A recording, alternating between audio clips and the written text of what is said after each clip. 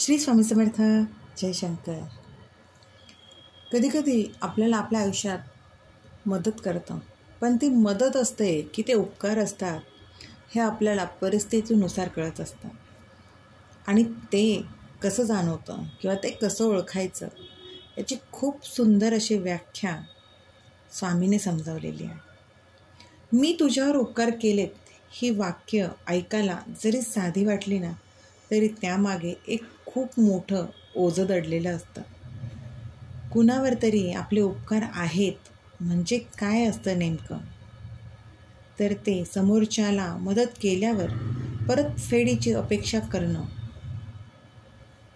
मदत करणं ही खरं तर माणुसकी आहे, पण जी मदत आयुष्यभर समोरच्याला ऋणी असल्याची जाणीव करून देत असेल, तर तेव्हा त्या मदतीचं, ते मदत करणाऱ्याचं मोल मात्र संपलेलं असतं.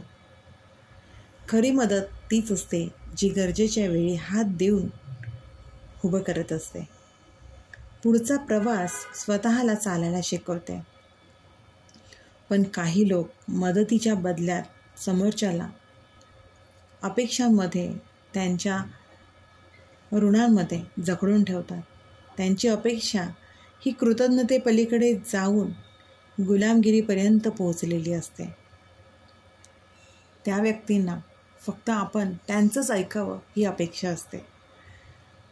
परतफेडीची अपेक्षा करणं यात खरं तर काहीच अवघड नसतं, पण त्या उपकारांच्या बदल्यात समोरच्यांची चावीवर चालणाऱ्या बाहुलीसारखं त्यांना बनवून ठेवणं हे मात्र चुकीचं असतं. अर्थातच समोरच्यालाही त्याची जाणीव असावी, हेही तितकंच खरं. मग आपण मदत घ्यावी की नाही? अडचणीत नक्कीच मदत घ्यावी, पण ती मदत आपण कुणाकडून घेतोय हे मात्र महत्त्वाचं असतं. बाळा, जे मनापासून मदत करतात ना, ते कधीच उपकारांची भाषा करत नाही किंवा उपकारांचा दिखावाही करत नाही. आणि जे उपकारांचा दिखावा करणारे असतात ते मात्र त्यातून स्वतःचा स्वार्थ साधत असतात. म्हणूनच मदत करणं आणि उपकार गाजवणं यातला फरक ओळखायला शिक. खरी मदत तीच असते जी समोरच्याला ओझं न बनवता स्वतःच्या पायावर उभं राहायला बळ देते. उपकार आणि मदत यातला फरक या माणसांच्या वागण्यावरून, त्यांच्या बोलण्यातून हा तुला नक्कीच वेळोवेळी जाणवत असतो.